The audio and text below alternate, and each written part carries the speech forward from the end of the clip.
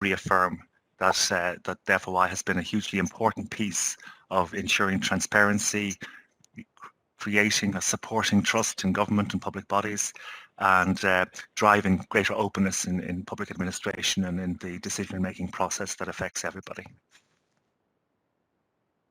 The task before us, I suppose, is to think about whether we can do better ways of ensuring transparency. You know, are there improvements we can make? Is there a greater reach we can have? And I suppose today's discussion will help us along that consideration. One person who I suppose probably knows more about how the current FOI system is operating than maybe anyone else in the country is Peter Tyndall, the Information Commissioner, and he's going to act as moderator for our discussion. He's well placed to give us a view on how the system works, what its strengths and weaknesses are, and perhaps its future development. Many of you may know that Peter's distinguished tenure as Ombudsman and as Information, not just our National Information Commissioner and Ombudsman, he's also a person of considerable international authority and repute. We have a great panel, really looking forward to hearing from them. I'm not going to introduce them because Peter will do that as moderator, but I just want to say thank you very much for coming and joining the discussion today. It's really very good of you. And at that point, I just want to hand over to Peter. And you'll take it from here, Peter. David, and it's a great pleasure to be here today having this discussion. I think we're very grateful to the Department and the Minister for bringing it forward. The introduction of the 2014 legislation, as you said, marked in a sense a return to the earlier standards, and it has seen a major upsurge in the use of freedom of information. It extended it to all public bodies, albeit to a limited extent in some cases.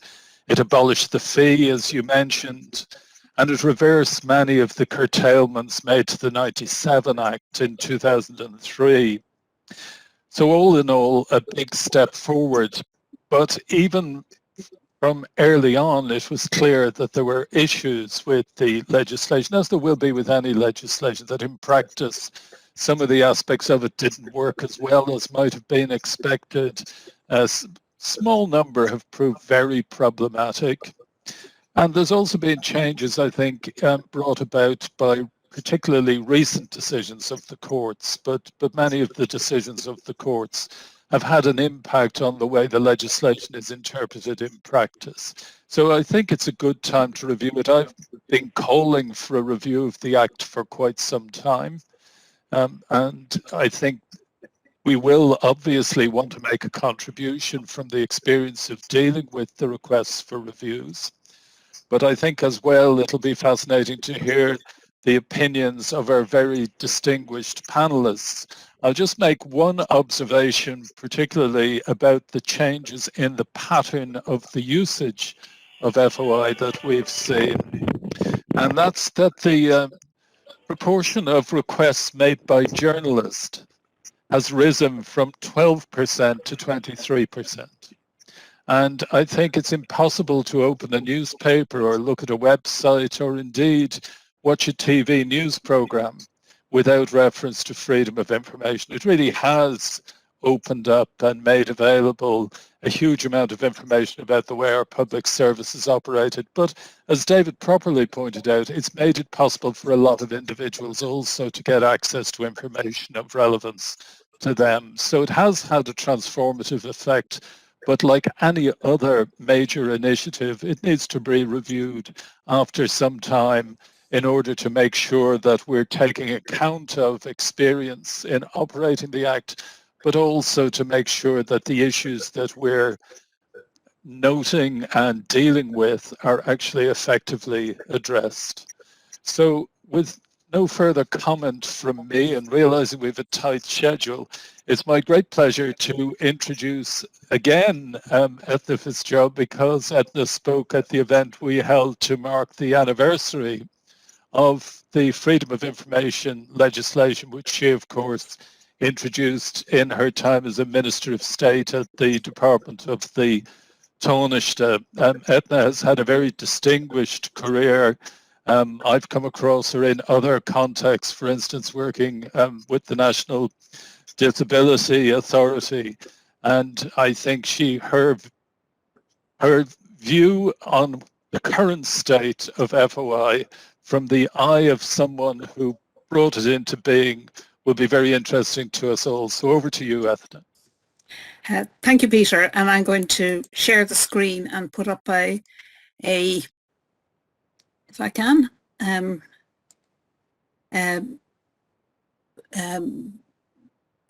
put up a presentation. Is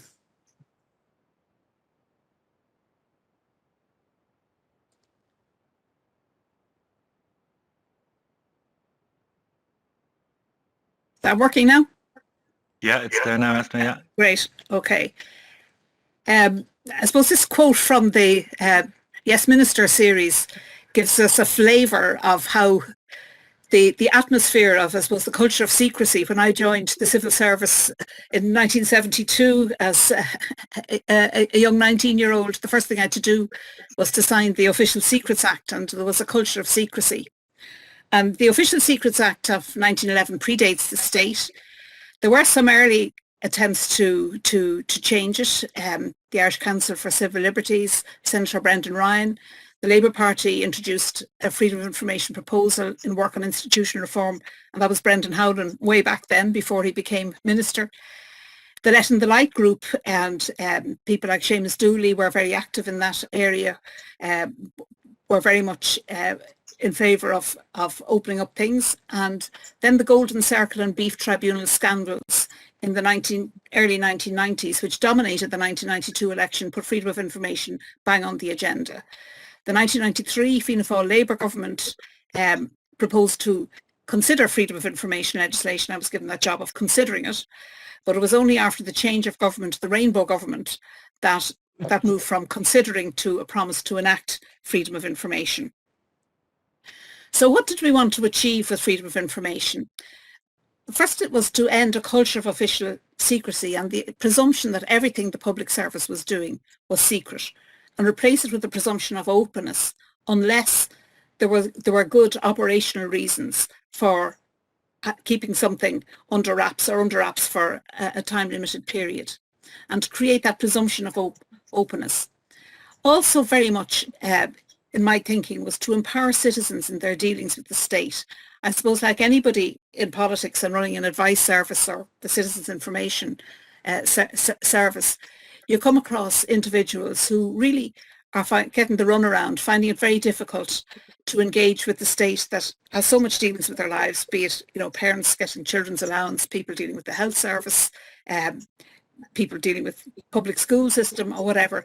All of us as citizens have dealings with the state really in our everyday lives, and it was to empower citizens in their dealings with the state, to improve accountability and to enhance the quality of public decision making, because I do believe sunshine is the best disinfectant, and that, you know, if decisions are potentially open for review and the reasons behind them afterwards, it makes to a better culture of decision making. So in developing the legislation, we looked at early adopters. So the first adopter was Sweden back in 1776, and it was so much part of the Swedish culture that there's almost no infrastructure around it to enforce it. And we felt that wouldn't work in trying to change from very much a culture of secrecy. Finland, Denmark and Norway very much followed that Scandinavian model. The US in 1966 brought in freedom of information very much in the aftermath of the Vietnam War and worries about, you know, were things being done behind people's back, behind citizens' backs. But it based on very much on a court system to look at enforcing rights, and we felt that that would just tie us up in knots here. The Netherlands in 1978, and then Australia, New Zealand and Canada in the very early 80s introduced freedom of information legislation almost simultaneously. And they were models that, like ourselves, they were based on the Westminster model of government. They were based on the common law, very similar to ourselves. So they gave us very useful models to draw on in trying to prepare our own freedom of information legislation. There also had been a review done 10 years on by the Australians in 1992, and they had 9 separate jurisdictions you could draw from. So we did a study visit to Australia and New Zealand. We also looked to talk to the Canadians as well. And they very much told us that if you bring in the law, it takes a minimum of 5 to 7 years before you generate a culture change, because this is really a major shift in the way the public service does its business. So drawing on what was best practice at the time, and in terms of reviewing it now, best practice we were looking at is now, 30 years old. They suggested a purpose clause to set the tone, and our long title of the Act is the purpose clause. And it says to provide maximum access to the maximum extent possible consistent with the public interest and the right to privacy. So that concept of the maximum is built in as a guiding principle underpinning the legislation. There are standard protections that are in other jurisdictions. Most of our protections have a public interest override. In other words, that the material may be exemptable, but you've got to look at whether the balance of the public interest favours release as against not release, except for security, defence, international relations, and that's again was very much in line with international practices. Service providers are covered in relation to their contracted services, and that's, I think, a really important thing, and something that very often organisations don't understand when they're doing business with the state, that if there's public money involved, freedom of information follows the money trail, and that comes into place. So I remember Fergus Finlay saying to me, would St Michael's House be covered by this? And I said yes, and he said that's revolutionary. And we provided for automatic commencement 12 months after enactment for the main public service and 18 months then for local government. So in terms of empowering citizens, the original legislation provided access to personal information with full retrospection prior to 1998, the time of introduction. The original Section 16, now Section 8 of the new Act, required that public bodies must publish the rules governing the schemes, benefits, taxes and so on. And Section 18, now Section 10 of the new Act, access to reasons for decisions affecting yourself. So taking these two together, that if somebody, for example, is turned down for a social welfare payment, that they're able to get reasons why they were turned down, and they're able to go back and review the rules and see where those rules actually fairly applied. And that's a very powerful thing in ensuring that decisions are well rooted and they're not capricious, and it really helps that other function of the Ombudsman in looking at good administration. And there, we put in explicit provision to help people with disabilities to exercise rights to information, and that right is obviously copper fastened, and that obligation to help people with disabilities get their information is reinforced in Section 26 of the Disability Act.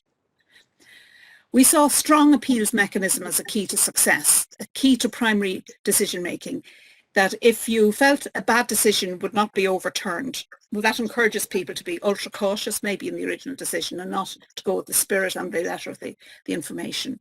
We felt court or tribunal systems like the Australian Administrative Appeals Tribunal were not readily accessible, and the Information Commissioner system, which was run in Queensland and run in New Zealand, we felt was the optimum, and I think so it has proved.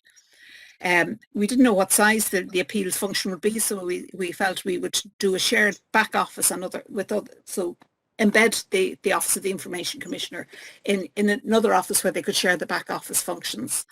And the question was, would we give it to the Ombudsman or the Data Protection Commissioner? I think the right choice was made in going to the Ombudsman because of the independence of the office, the openness and the citizen focus. So that governed the choice of the Ombudsman.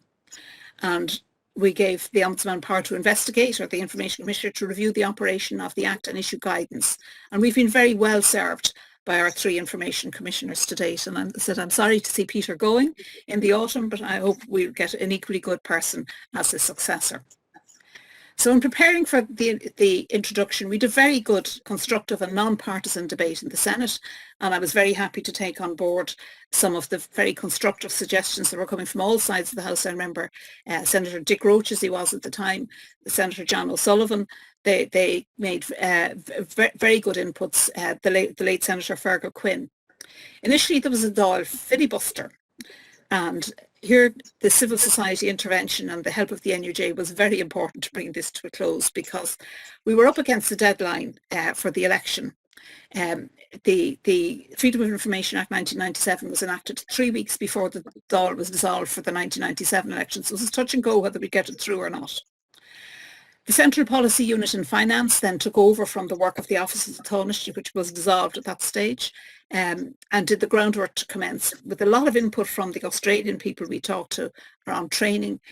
And they set up a series of advisory groups to share information, develop good practice over the initial years. That really was let lapse, and I think that was a very useful function, and maybe that wider advisory structure would be useful to have today. The requests for information today from health, the HSE, hospitals, other health agencies, they're 43% of requests, and I'd be interested to hear Catherine's contribution later on. 39% are to government departments, with justice, health and social protection leading the field, and 14% to local authorities. And I suppose the question I'd ask is, can we have a more proactive approach to release of information put in place in these high volume areas, that if it was easier for citizens to get their information without going through the rigmarole of a Freedom of Information request, and it's a lot easier for public bodies to give the information straight off rather than going through all the procedures you have to do for a formal Freedom of Information request. That may make it easier all round. So a lot of light has been let in over the last 24 years. Almost 400,000 Freedom of Information requests have been made. 2/3 overall, now about 60%, have been for personal information, 1 in 6 from journalists. And most decisions are right first time. Around 70% granted in whole or in part, 3 to 4% go for internal review, 1 to 2% go to the Information Commissioner, of which the original decision is confirmed in nearly 70% of decided cases. So I think having a very good appeal system has worked in terms of having a very good quality of initial decisions, by and large. Regrets, I have a few. The 2003 restrictions cut use, and it sent absolutely the wrong message to the public service from the top, and I'm delighted to hear David giving a very positive message from his exalted position at the top of DPER. And writing smarter and not less is not yet the norm across the public service, and I've spent nearly the last 20 years back working in the public service, but it's not yet the norm that's taken on board in how people write. In principle, decision making should improve if we had more scrutiny, but for example, the 1 billion, the benchmarking review, which cost us 1 billion, was deliberately kept off the FOI books by Finance. They said they didn't want to receive those papers in case they would have to answer questions about it. That was a huge amount of public money, and we should have seen clarity in how the decisions were made. The decentralisation fiasco in 2003 had no paperwork to support it, neither the bank guarantee. And freedom of information in terms of improving the quality of public decision making didn't prevent the major economic policy failure that resulted in the 2008 crash. Another regret I have is, I suppose, that trivia like expenses stories get more traction than deeper ones. Now, there's there is a range of different journalists. Some journalists are excellent in terms of really asking the meaty questions and getting to the heart of things. But often there's a lot of superficial stuff about, so-and-so had, they treated somebody to a lunch that cost 50 quid, etc., shock horror. And really, that's not what freedom of information and accountability really is about. But a lot of what we've learned has made a difference, and made a difference to ordinary people's lives. When we started on this journey, you couldn't get a hold of nursing home inspection reports because they were considered private in terms of the interests of the nursing home managers. It was their private business. Now the HICWA reports are published as standard following decisions made that this was public information and should be available. And that's really important to people who live in nursing homes, people who live in centres for people with disabilities, and to their families, to know about the quality and to ensure that that is kept very much in the public eye. There were major governance issues at FOSS that came to light as a result of freedom of information requests. And that has led to the new code of practice for the governance of state bodies, which I think has improved governance all round. We found out that a €4 company had built the National Aquatic Centre, so the Bertie Bowl got put on ice when that came to light. Other stories showed who exactly gets charitable tax status, and that showed up a few peculiar names. We saw the deal by the religious orders on abuse compensation going back over the years. And we've seen who has lobbied about what, and now we have the new lobbying legislation. But one of the really important things is that much more information is now published as routine, and that's very, very helpful. As I say, there is scope to be more proactive in the release of information, and I look forward to the review. But I hope that the review is something that's going to be is going to be something that will be in the spirit of the 2014 Act and the spirit of reviews that have been done by the Office of the Information Commissioner, and that it won't be in the spirit of the 2003 review. So very much around making the Act more citizen focused, easier to operating in a digital world, making it more straightforward, and improving transparency. That's what I'd like to see coming out of the forthcoming review. Thank you. Thank you very much, Eithne. Your mission for FOI continues to shine very brightly. I think it really is necessary in a way that people there who can actually put forward proactively the case for progressive change. I'm going to go now, if I may, to Seamus Dooley. Seamus is a journalist and trade union official, and we've heard that he's was involved in the early days of the campaign to create freedom of information legislation. He's now acting as Irish Secretary at the National Union of Journalists and is a member of the Executive Council of the Irish Congress of Trade Unions. And he's going to speak to us today about the importance of FOI to contemporary journalism.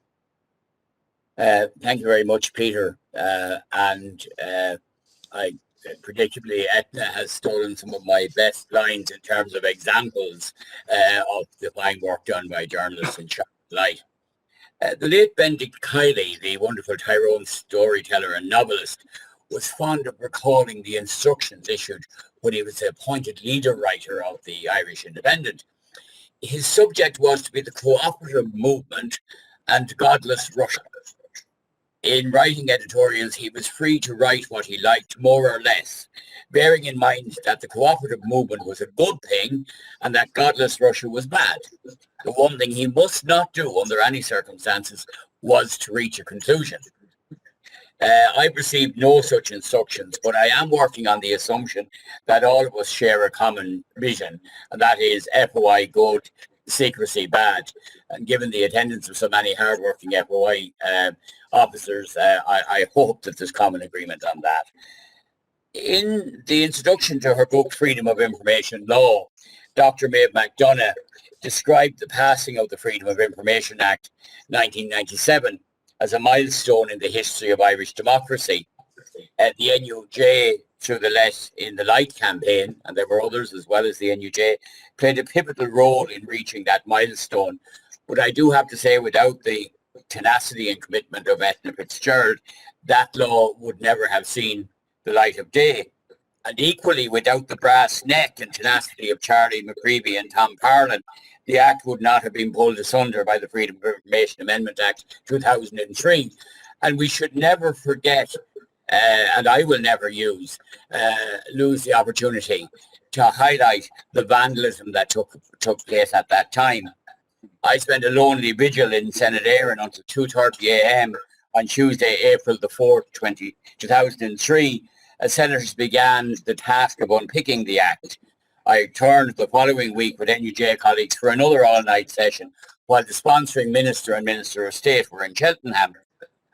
That experience taught me something, and that was that all freedoms, including the Freedom of Information Act, are fragile. While they may be subject to legislative framework, they are also dependent upon a frame of mind, an ethos which is open and respectful to the rights of citizens. And in that regard, I would agree that any review should be positive, should be forward-looking, and should be inclusive, and should include the voices of all of those for whom the Act was initially enacted, the citizens of this country. The changes, of course, were subsequently reversed in 2014, and I welcome the commitment of the current Minister shown by his presence here today, not just to the legislation, but to the spirit which Eithne has rightly outlined as underpinning the legislation. I do have to say that among journalists, there is many journalists, there is still a feeling that FOI requests are looked upon as something of a burden or a nuisance, and that in many cases, though not all, the pursuit of information should be made as difficult as possible for the requester. Again, I would agree with Eithne that I think much work could be done and much conflict resolved by making information available outside the necessity for a Freedom of Information Act. And that applies both to citizens and journalists. In a mini survey in preparation for this discussion, I sent a few emails, I saw the feedback of some users of the Act. And one investigative journalist said, some FOI decision officers have the ethos that public information should be public, but too many still seem afraid that giving out information may damage their institution. A big issue too is an overly strict view of what constitutes commercially sensitive information. And that one response sums up much of what I have heard, that the fear of institutional damage is something which underpins a lot of the initial responses. A common thread too is a concern at the high level of redactions and the curious approach to withholding certain information.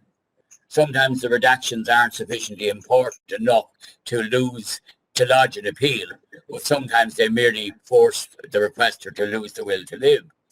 One user was mystified to note that the public telephone number on the headed notepaper of a public institution had been redacted. All you can do at that stage is throw your hands in the air. It's really not good enough to have to bother the Peter Tyndalls of this world, or indeed an internal appeals mechanism with that kind of nonsense. The issue of costs for copying and retrieval inevitably surfaces when discussing FOI. And this may well not be a fair assumption, but frequently there is a belief that the price quoted for copying and retrieval is used as a disincentive. I've come across one case where an estimate of €3,000 was given for what appeared to be a large but not unmanageable volume of records. The requester, to the surprise of everyone, accepted the charge with a view to subsequent appeal. But the bill eventually came to less than €80, and the journalist concluded on that occasion that the high cost quoted was intended as a disincentive to his difficult and awkward query. When the original Act was introduced, and Eithne Fitzgerald has touched on this, there was a lot of work undertaken to ensure a collaborative approach. The Minister set up a number of user panels which provided feedback to the kind of claims that I have just made. There was a high level of cooperation between the media, business organisations and NGOs, which helped inform and which facilitated training. These user groups were never decommissioned, but were merely allowed to wither on the vine. Those of us who sat on the groups never received our P45. We were just ignored into oblivion. I would like to take that in any review, we shouldn't just looking at the legislation, but also the structures around the legislation. And the reintroduction of advisory panels so that ongoing issues could be addressed, and in those that those entrusted in managing FOI requests can identify problems as they are encountered would be a very good step.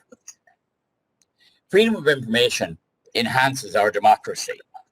I would have to say that notwithstanding the increase in journalists using the Act, freedom of information is not the most friendly or efficient method of securing information for journalists working in the demanding deadlines of a news environment.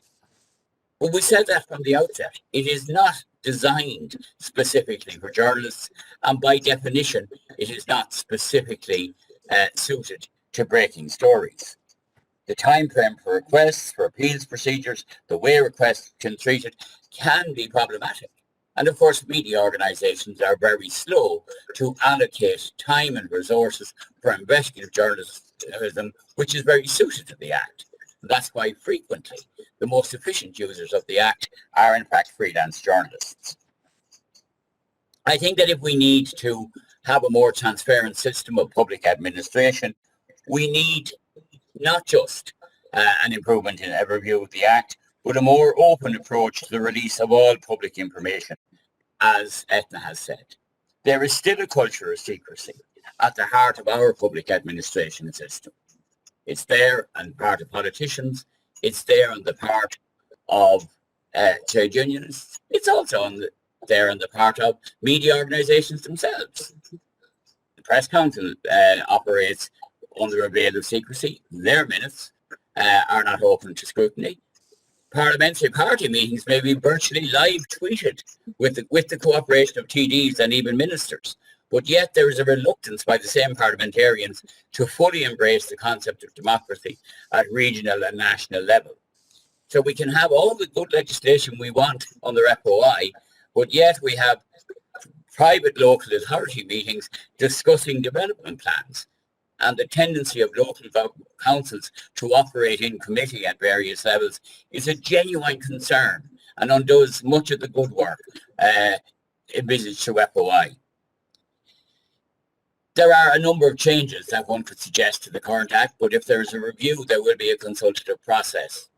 One change I believe is worth considering is the exemption, the lifting of the exemption of the Office of President of Ireland. It is entirely inappropriate and does a disservice to the office, especially in the context of its evolution under the last three office holders.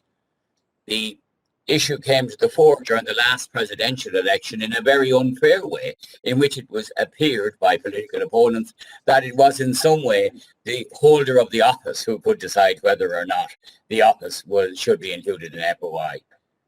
If we were to have a debate on that issue, then an all-party approach, which characterised the initial FOI Act, would be appropriate, because I think that the current incumbent would have nothing to lose, or anyone who would hold that office. But it is a matter that should be discussed in a respectful manner, because I don't believe the Office of the President of Ireland needs the sort of protection provided by the current exemption. In my role, I am both Irish Secretary and Assistant General Secretary of the Union in the UK and Ireland, and I watch with growing concern many of the changes in the UK under the Johnson government.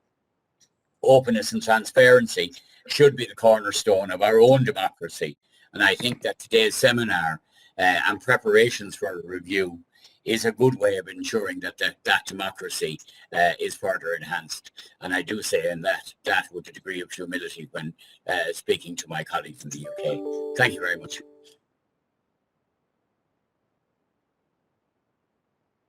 Thank you very much, Seamus. Some challenging remarks there as ever, and I think a very helpful perspective from a journalist's point of view about the operation of the Act. I'd have to say that I would certainly reflect that the issues you raise about investigative journalists and their use of the Act and the use by freelance journalists, it does lend itself, I think, particularly well to that kind of features-based work in the media. And it has served its purpose well there for breaking news stories. As you say, it's unlikely to be as useful. Before I go on to introduce Fergus in just a moment, I just want to remind participants that there is an opportunity to raise questions for our panelists. And if you want to do so, you should use the chat function of the WebEx app. So if you have questions to put to our panelists, I'm not sure how much time we'll have, but there will be an opportunity for some questions. So please use the chat function for that purpose. Our next, like all of our speakers really, our next speaker needs very little introduction. Fergus Finlay is well known to many people for his work in government, in journalist and in the voluntary sector over the course of a distinguished career. And Fergus is going to talk to us on the theme of transparency, politics and public administration. A lot done, a lot more to do. Fergus. Thanks, Peter. I hope you can all hear me. I'm already beginning to feel very sorry for Catherine. I'm the third speaker. Eithne said an awful lot of what I wanted to say, and then Seamus said the rest. So God only knows, Catherine, what you're going to do. I'm going to begin, if you don't mind, Peter, by wishing you well. You're in your forthcoming retirement. And in the interest of freedom of information, I'm going to tell everybody that I am now over the bitterness that I experienced when I didn't get your job. I applied for the job when you were appointed. I wasn't interviewed. I don't think anybody was actually, apart from your good self. But I did ultimately get a letter saying that the quality of applicants had added luster to the final decision made by government. I thought some paragon was going to emerge, but it was only you.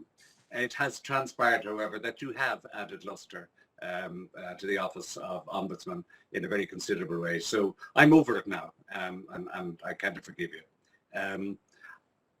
When I heard about this subject, and when I decided I wanted to say something about it, the phrase that kept coming to my mind is the radio ad for a charity which sadly is now under intense investigation.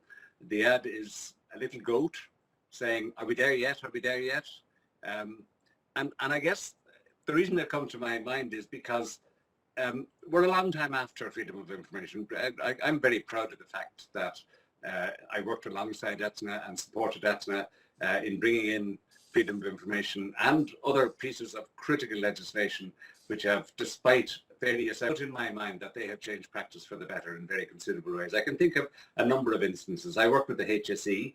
The HSE conducts internal audits into its own operations and into the operations of organisations, into the operations of organisations funded by TUSLA at the request of TUSLA. Those used to be very secretive kind of things. They are now routinely published. The head of internal audit in the HSE makes available twice a year a list of the completed audits for publication. That's a very good example, I think, of how practice has improved very much for the better.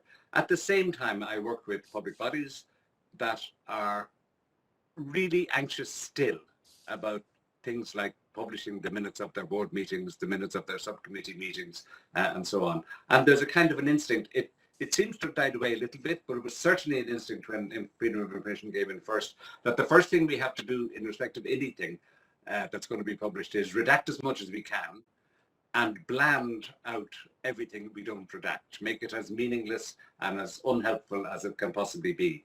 Little by little, I think a lot of organizations discovered that the more transparent they are, the less queries they get. And there's, one of the utilitarian uses of freedom of information is that you don't get journalists ringing you up all the time if you're as close to an open book as you can possibly be. And I think nowadays, you can read the minutes of the HSE and other public bodies online. You can read the minutes of their committee decisions and so on. And you can see, kind of who said what and why and so on.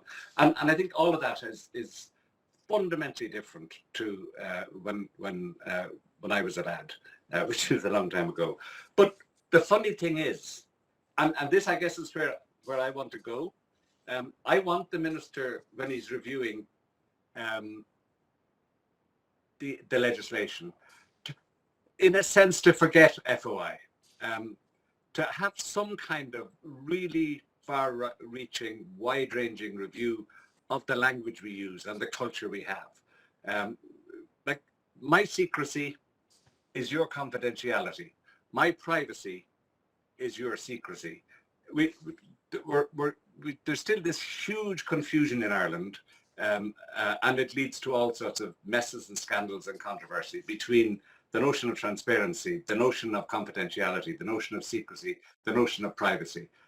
They're still in huge conflict with each other, and that the consequence of that is that we do not yet have the kind of culture in place that, and we're a long way from it in my view, where we can say freedom of information has led to the kind of transparency sea change.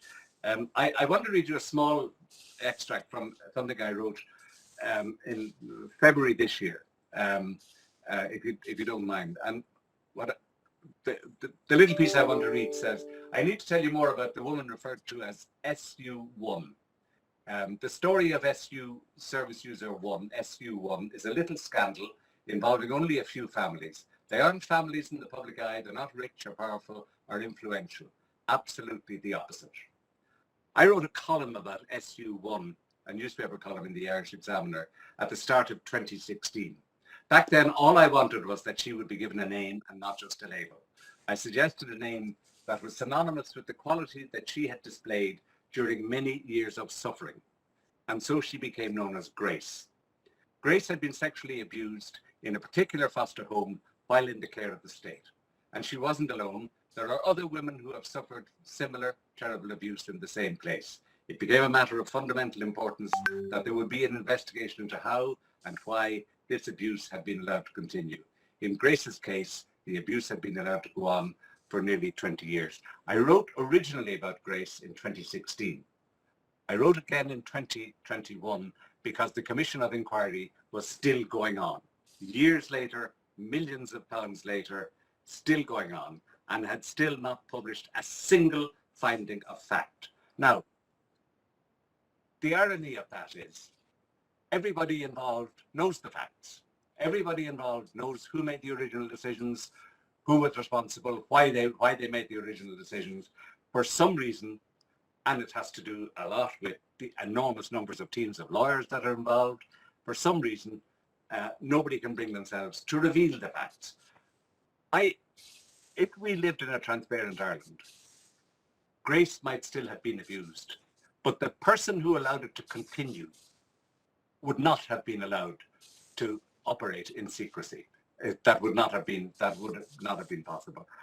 If we lived in a transparent Ireland, we wouldn't need a commission of inquiry into why the public service allowed a little girl to continually be abused for 20 years. That's one story.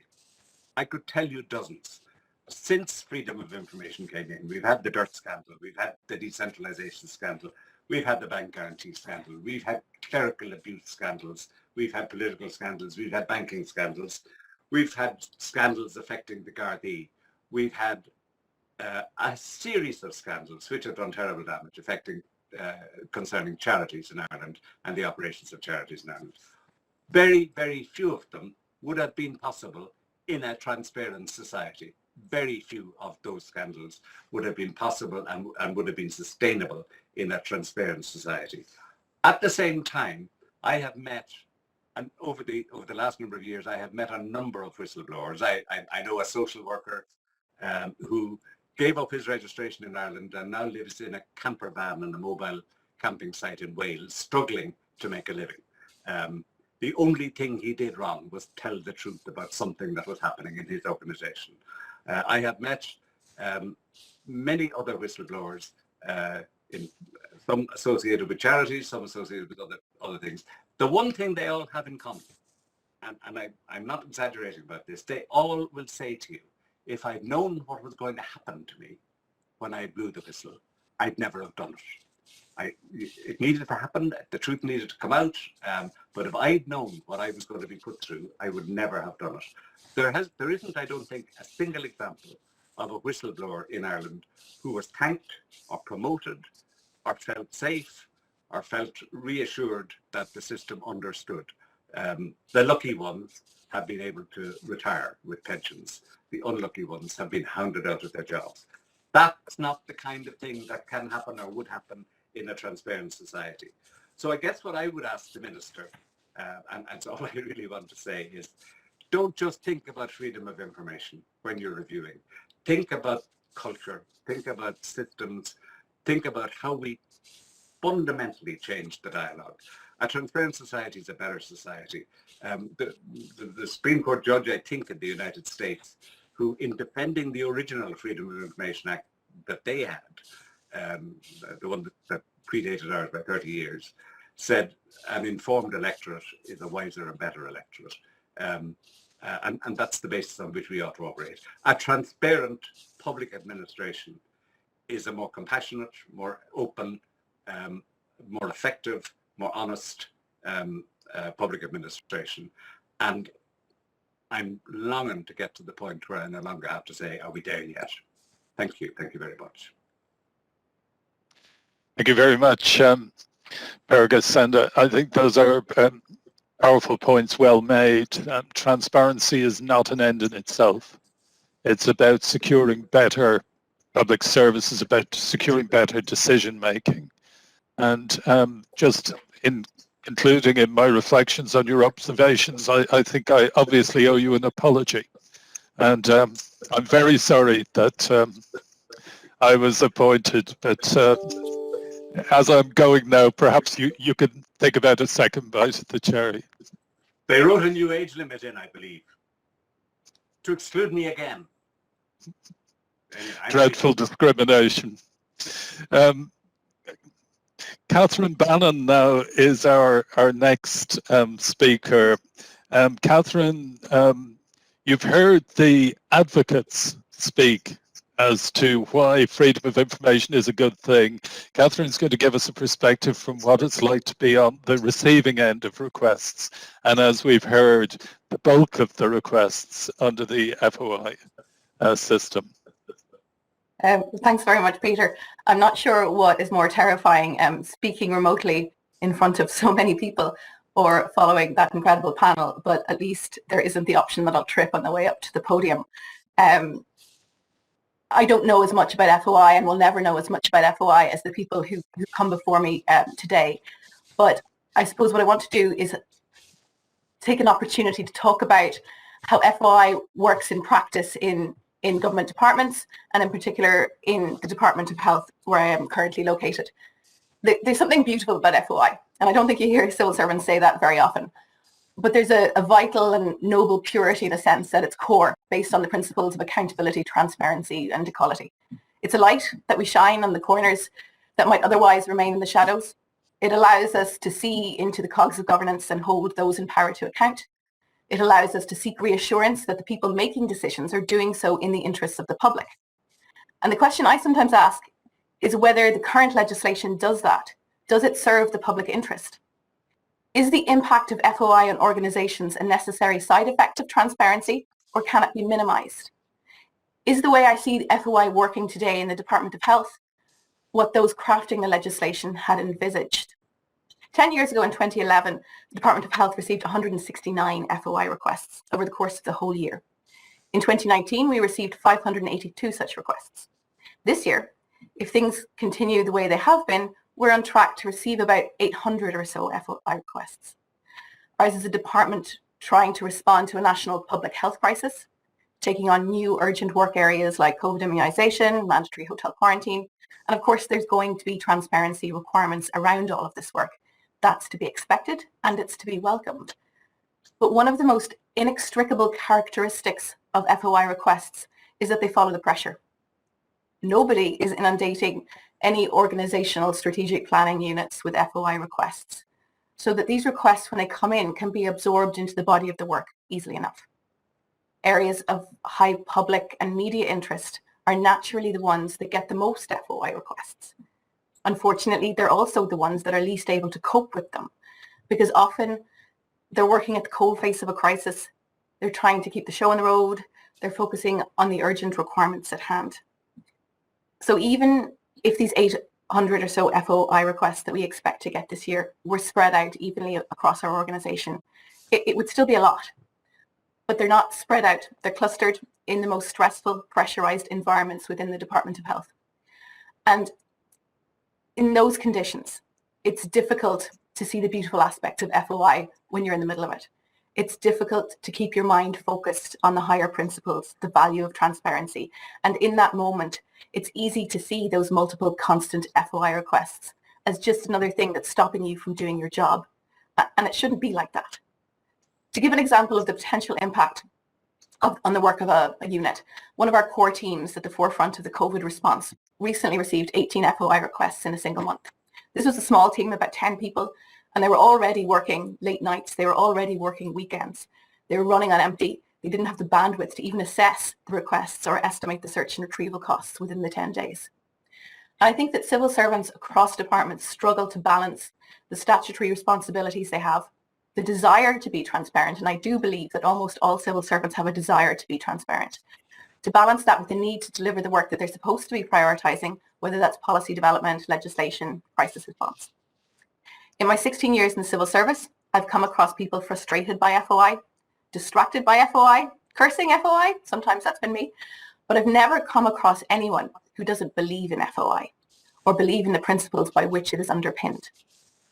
The Department of Health was and is a department dealing with one of the biggest threats to national health and security in the history of the state, plus a cyber attack thrown in for good measure. And the reality is that every freedom of information request that is assigned to a unit takes the members of that unit away from something else, not just for 2 or 3 hours, but potentially for 30 or 40 hours or more. And I suppose that brings me on to the question of how long it actually takes to facilitate an FOI request, and there'll be different answers from different departments and different units, and it does vary greatly from request to request. Some are really concise and easy to carry out. For example, a request for all the meeting minutes for a particular group in a particular month. But most requests aren't usually this straightforward. Many are very wide-ranging with multiple parts, and I think we're seeing that more and more, that they're broken down into 6 or 7 requests or 6 and 7 parts, which could constitute individual requests themselves.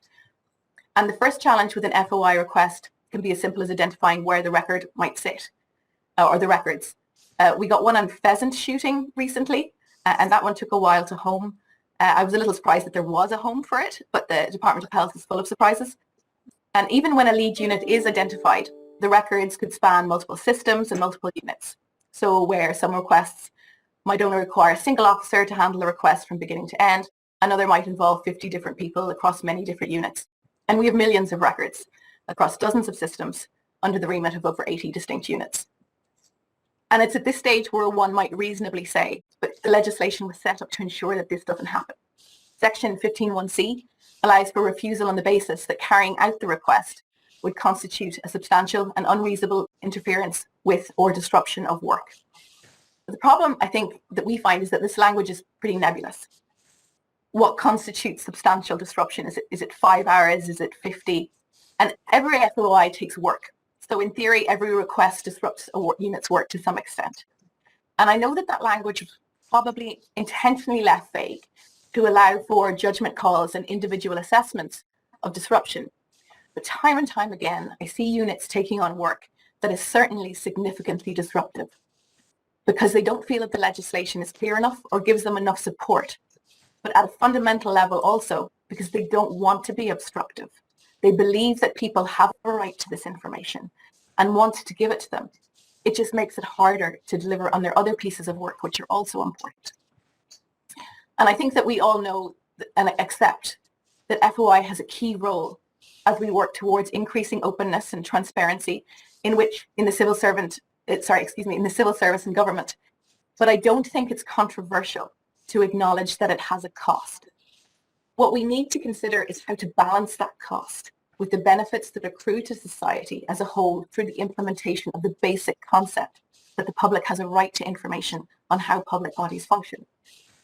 Some of the issues we face in responding to FOI requests are ones that we as a department need to address. And I imagine many departments need to address. More comprehensive training, clearer guidelines, more support for decision makers, more streamlined centralized records. But all of this is hard to achieve during a pandemic, under pressure, working remotely. And even if we do, will our 800 requests turn into 1,800 next year or 8,000? And then what do we do? So going back to my original question, does FOI serve the public interest? I believe that in general it does serve the public interest. But there's this quirk with it that draws FOI to pressure points in an organization, places where the heat falls. And I don't think that that's something we can disentangle. But I do think that at times of particular challenge, like COVID, when we need our public servants to go above and beyond the normal realms of their duty, that in those times, the public interest can change and the cost of FOI, usually worthwhile, usually manageable, may become too high. But in order to establish that, we need to start measuring the impact of FOI, calculating its cost to an organization or a unit, either in terms of additional resources required or in terms of the opportunity cost of the work forgone. Because ultimately these costs are paid by the taxpayer, by the Irish public. FOI is fundamentally a good thing and it's a valuable thing to society. but it does not come free. And we need to start acknowledging, tracking and planning for its cost. Thanks. Thank you very much, Catherine. And at those points, we can well appreciate the challenges that the department has been facing and the magnificent work it's been doing in response to the pandemic. And I can well understand that the pressure of freedom of information at a time like this is a very challenging one. The point you make is important. It's important to say that it isn't something that can be delivered without cost.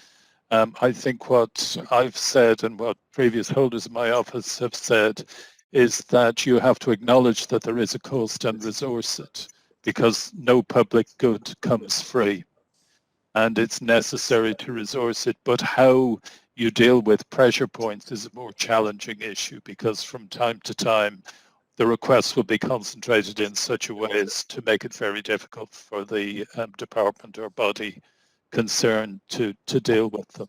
But yes, a reminder to us that we don't get any benefit without making an investment. But I do believe that spending on freedom of information is an investment. It's an investment in openness, it's an investment in transparency, and ultimately it's an investment in good democracy. So important issue to take into account in the review.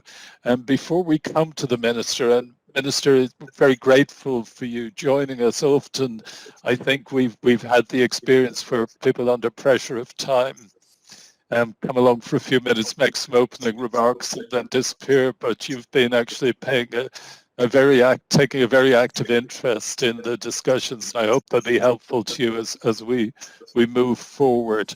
Now, I'm assured my colleagues in the are going to be sending me questions to deal with. For the moment, I may just pick some up from the chat function.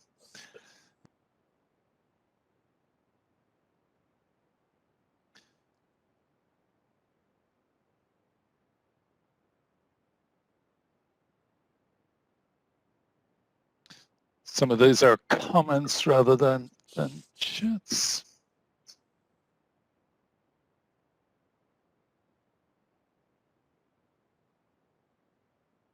Sorry, I'll just, while that's being sorted out, just going to ask the panel, one of the big changes that's happened since the FOI legislation was first introduced is the move from paper to IT-based systems, and increasingly now to social media and other electronic forms of both data holding and sharing. Do you think that has implications for the way FOI needs to develop in the future? Maybe start with you, Eithne. Peter, I think the electronic world makes it, first of all, more difficult for filing and for finding stuff, the points that Catherine made, because stuff can be in emails, it can be in, shared, C drives, it can be all over the place as well as paper. And one of the things I've seen has been increasing tendency for people to make requests to look for everything.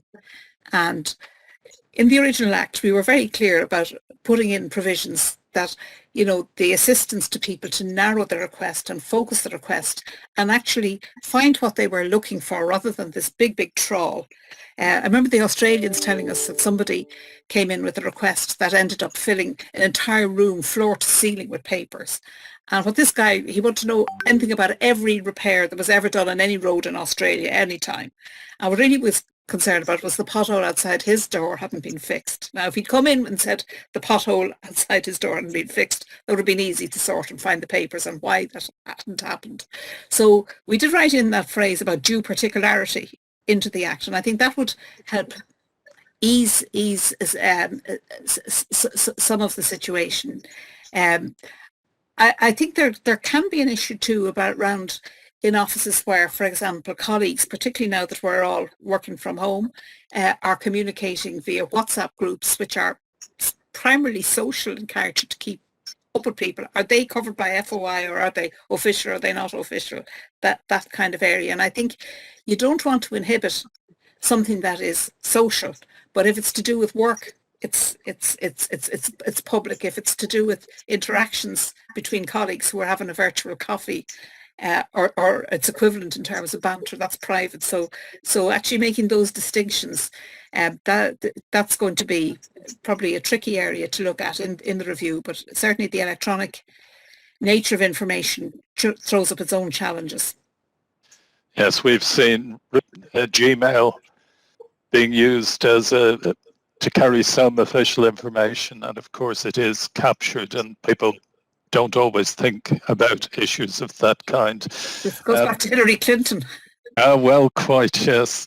I was, as you know, the situation in Norway where there's complete access to anything, you mentioned that Australian voluminous example. Essentially, there's no restriction on the Norwegian system, and the ombudsman there, who's responsible for dealing with failure to provide information as a form of maladministration, did get in touch with my office inquiring about how they might have some way of dealing with voluminous requests built into information in the future. So it's a challenge everywhere how you get that balance right between the focused request and the very voluminous. I'm going to ask the panel, maybe given as it was the theme of your talk, Catherine, I'm going to ask each of you to set out what you think are the 3 key changes that should be made to the legislation. I'll start with you, Catherine. You can give me a lot of time to think about that. So I think that one of the things that we'd like to see, or certainly that I'd like to see, is maybe greater clarity about how to assess whether when something's too much. People need more guidance. But I think it's not just the legislation that we need to change. I think there needs to be a greater focus across the civil service on kind of unsexy topics like records management policies. So part of the problem is we have too many records. Any civil servant who steps away from their desk for 10 minutes comes back with 50 emails, and they're all records. And sometimes I long to go back to a day where I could sit down and have a wee think and write a paper, and then I'd give it to the typing pool to type up. Although I suppose, in all honesty, I'd probably be in the typing pool if I was back then rather than giving it to the typing pool. But, when you have the volume of records that we have, and when you're talking about like proactively publishing records, which is something that we try to do, you can only take that so far, because we are talking about millions upon millions of records. So I think stronger records management policies, more resourcing for records management, for implementation, more attention paid to it. So I think a lot of it's departmental stuff in the way that we work rather than just the legislation. But I think the legislation could assist us by giving us kind of clearer guidelines and a greater cutoff point, and probably a break, like a little stop that we can have during times of particular crisis like COVID. When you really you want your public servants to be focusing on whatever crisis they're dealing with. And the FOIs can wait, and the information will still be there to release afterwards. Thank you, Catherine. Seamus, from a journalist perspective, what changes would you be looking for? I think I would probably agree that we'll be looking at clearer guidance on management systems. We'll probably just come to that from a different perspective. I think that I did mention, because I think it's important, the exemption in relation to the president. I also think that the Garda one is the limited exemption on the Garda needs to be revisited. But I do think, to go back to the earlier point, that the issues around training and echoing what Eithne is saying is how to use the legislation and how to make it more user friendly in terms of language, and try to assist in stop with the trawling. Measures like that are probably as important as legislation. Now, I'd be very sceptical of this notion that you can suspend the freedom of information provisions in times of crisis. FOI is a bit like a dog. When you get it, you keep it. You don't hand it back after Christmas. And, we did have a crisis where we didn't have FOI, and that was the bank guarantee scheme. And those are exactly the kind of times where actually access to information is really vital. I agree that what you're looking at is resourcing. So I think the solution is more resources, not suspension. Fergus. I don't think I would... I think I'd have transparency rules and not freedom of information rules. And I'm not even so much thinking of the civil service here. There there's a huge range of organisations funded by the state who are amenable, in theory, to freedom of information, but who publish, for example, really, really arcane accounts, very, very difficult to assess exactly what is going on, who hire PR agencies to write their annual reviews, and so on. I chair an interdepartmental working committee which meets 4 or 5 times a year. Detailed minutes are kept. You know, very interesting discussions, very important discussions in their own way. Never been published, none of it has ever been published. I think every public body should, and every interdepartmental group, and everyone should have a website, and all their stuff should be on the website. And I actually believe in my heart that the more that's out there, the more transparency there is, the less people are going to be bothered by freedom of information requests. If you're an open book, you know, nobody's going to be trying to ferret around to find out what you're hiding. Thanks, Fergus. And on the same topic, Eithne, what improvements would you like to see in light of? It's not so much, I suppose, improvements in legislation. I mean, I think there's a couple of technical things around, for example, consulting with people who you're thinking of giving their personal information out. You know, you have to be making a provisional decision. I think that language of that piece needs to be tidied up. But the main thing I would do is what the points Seamus made as well, is really to have those advisory groups up and running and to keep them meeting, even if they meet once or twice a year. But to have that as something that is standing, not something that starts for a couple of years and then is let atrophy. I think that would be very helpful. I also think it would be very helpful if, you know, we had a better way of finding information that actually is there. For example, the gov.ie website, into which things like the health website and other websites have been subsumed, it's almost impossible to find anything on it. And, you know, better signposting to the information that is publicly available would make things easier. And maybe people resort to freedom of information because while it's slow and it's there's a lot of technical stuff around it, that at the end of the day you get what you're looking for.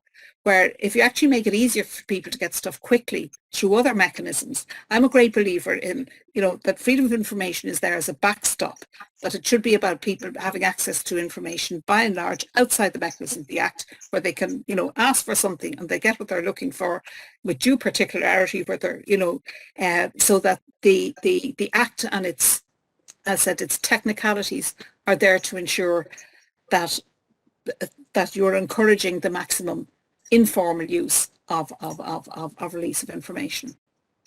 Thank you very much, and thanks to all of our panelists. That's been a fascinating insight from people who have differing but very complementary perspectives on the issue of freedom of information.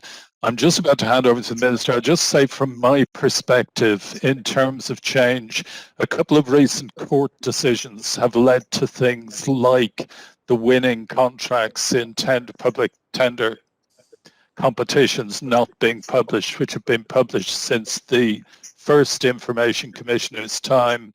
The definition of what's in the public interest has been narrowed also by court decisions, and there are elements of the Act that simply don't work and never have worked, like issues around the determination of who is and isn't a public body. So there is work, I think, needed in terms of making sure that the Act works, not necessarily in extending it, but in making sure that it does what it says on the tin and makes information freely available. Now, as I said, I was delighted to be invited by the Minister to moderate the discussion, but I think we're all waiting to hear from the Minister, Minister McGrath, Minister for Public Expenditure and Reform, who's going to address us now. Over to you, Minister. Thank you very much, Peter. You might just give a thumbs up that you're hearing me okay.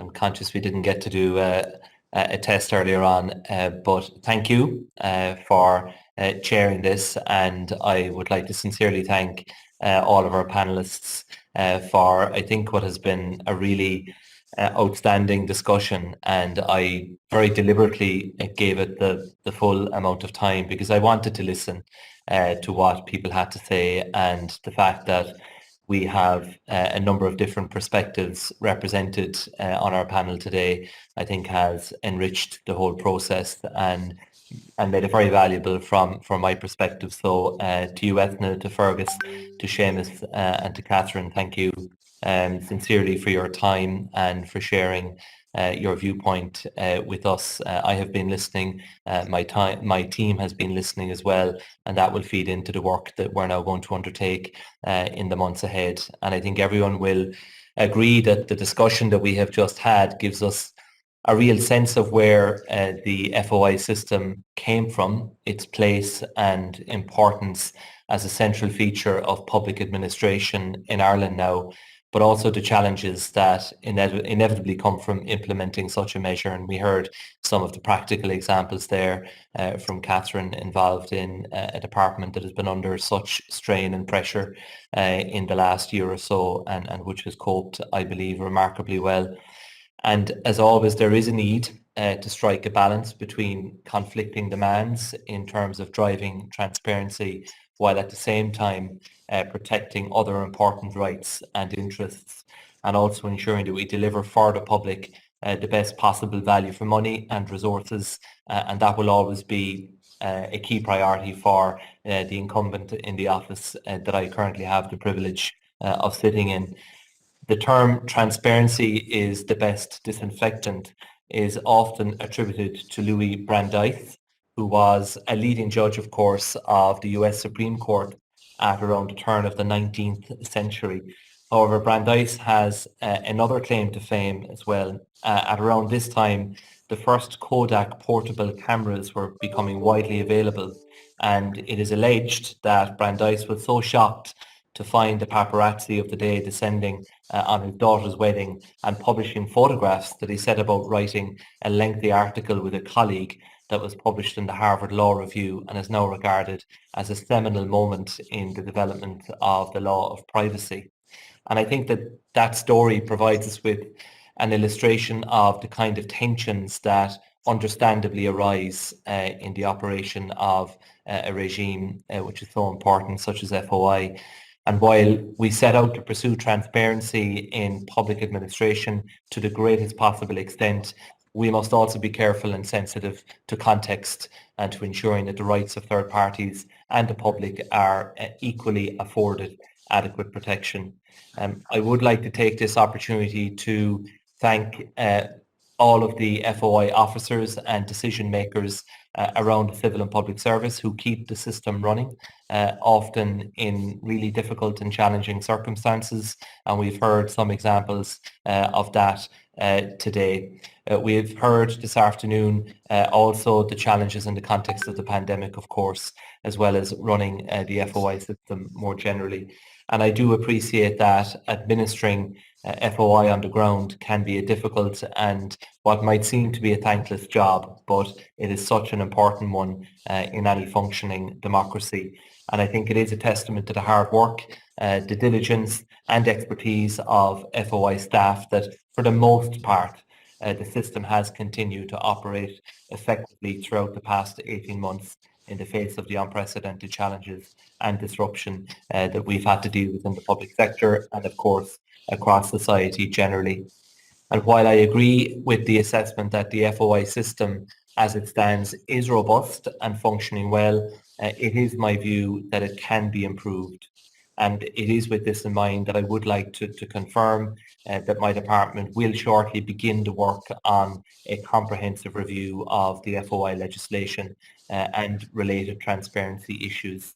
As colleagues will know, there isn't any automatic review clause in the existing legislation, and so it requires a conscious decision to initiate such a review, and that decision has now been made and we are going to embark on that review. It has now been almost 7 years since the 2014 Act was enacted, and indeed, as has been mentioned earlier by David Moloney, now almost a quarter of a century since the FOI model first became a firmly established part of Irish public administration. And I do want to thank you, Eithne, and acknowledge the work that you did in bringing that about. I don't underestimate for a moment the barriers and the resistance that you had to overcome, but you did, and you did the citizens of our country a great service, and it was a very important achievement. And I want to thank you on behalf of everyone once again in a public forum for that work. When we think of the kinds of changes that have occurred in the intervening time in how people seek out and interact with information, the rise of the internet, which has been touched upon, and the information society, and at a more granular level, the practical issues that have been noted when implementing the 2014 Act, it is clear to me that a review at this time is indeed timely. The review process will provide an opportunity for stakeholders across the system, from public bodies and FOI officers to journalists who play such an important role in holding all of us to account, for academics and activists as well as the public to have their say and provide their input as we map out the future of FOI and public sector transparency more generally. And I acknowledge the point that has been made by a number of speakers that really this is about the culture as well as what is actually written in black and white in the legislation. It is about a culture of openness across the public service, and I want to do what I can in the time that I have in this department to engender and encourage that culture of openness. My firm belief is that we should be seeking to promote a collaborative approach, not only to the review process itself, but also to transparency in its widest sense. We should recognise that all stakeholders, from the public sector to the media, academia, activists and interest groups, as well as individuals who form such a large part of the number of people who submit FOI requests, have a role to play in delivering effective and meaningful state transparency for the Irish public, and we must work together to achieve that goal. And I think that today's event really has been an ideal platform both to reflect on the successes and the challenges that we have seen to date, but also to open up the conversation now as we look to the future. And I do look forward to further engagement with interested parties during the review process. Peter, I would of course also like to take the opportunity to publicly acknowledge the role that you have played. Firstly, of course, as Information Commissioner, and I think it's fair to say you have successfully steered the office through the enactment of the 2014 legislation and the changes that have come with it, including the dramatic increase in the demand on your own office.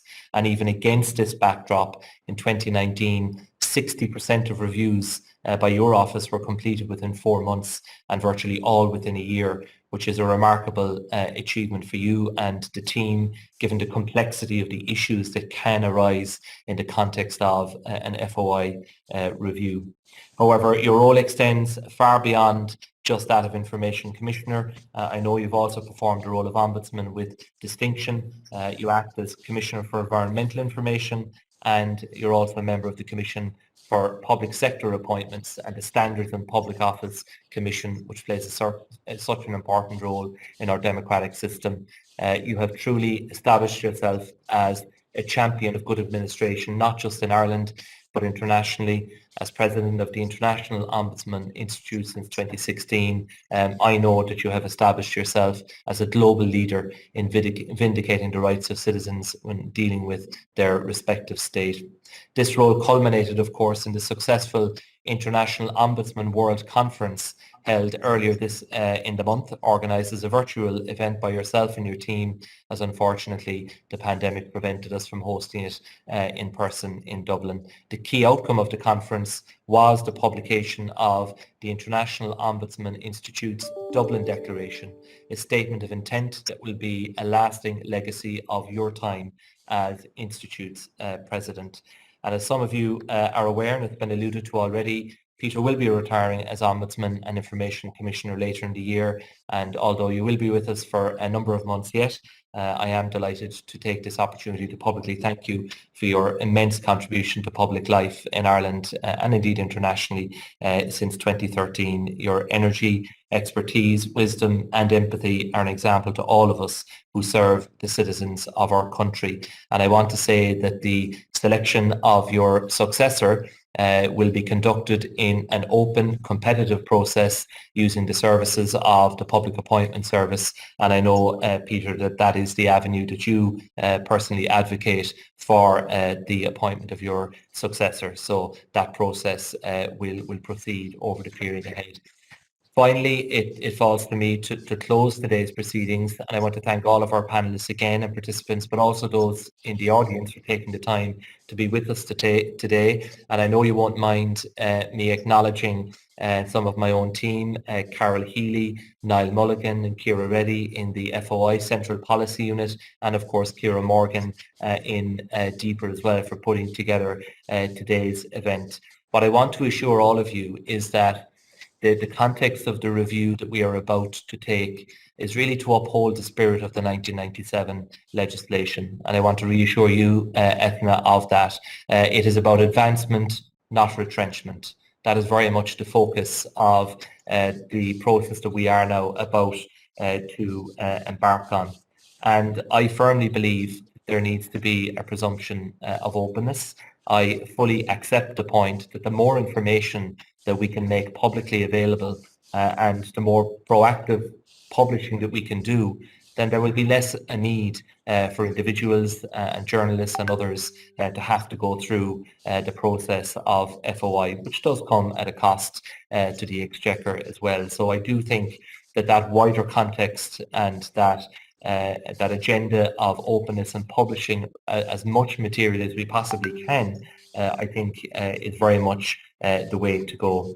I also want to just acknowledge, Fergus, the points you made there in relation to whistleblowers, and just to say that the heads of a bill, of a new protective disclosures bill, has now been published. It is going to undergo a pre-legislative scrutiny. We are obliged to transpose an EU directive by the end of this year, and I want to take that opportunity to enhance and improve the existing system, learning from the experience of many of the whistleblowers who have spoken publicly in recent months and years about their own experience. In addition, the Regulation of Lobbying Act, we have just completed an internal review in the department, and I'll be bringing proposals to government in that area shortly, which again will be about strengthening that particular piece of legislation. So really, if you look back at the great work that Brendan Howland did in 2013 with FOI, 2014, the Protected Disclosures Act, 2015, the Regulation of Lobbying Act, I'm going to take the opportunity during my tenure here working in a collaborative sense to update all of those with the learnings that we have gathered in the last 6 or 7 years. And I think that is going to be a really important exercise that we undertake in respect of all of those over the period ahead. So once again, Peter, thank you. Thanks to all our panellists, all of those who've taken the time to dial in. We will set out shortly the proposal for how the review will be conducted, but it will be done in a very open and transparent way, and there will be ample opportunity for engagement, for public consultation, for dialogue with stakeholders. I'm really keen that we get this right, and it is about improving the operation of the Act. It's not about stepping backwards. It's about improving it into the future in a spirit of openness and transparency, and that's the commitment that I'm happy to make to you all today. So thank you, and enjoy the rest of the day.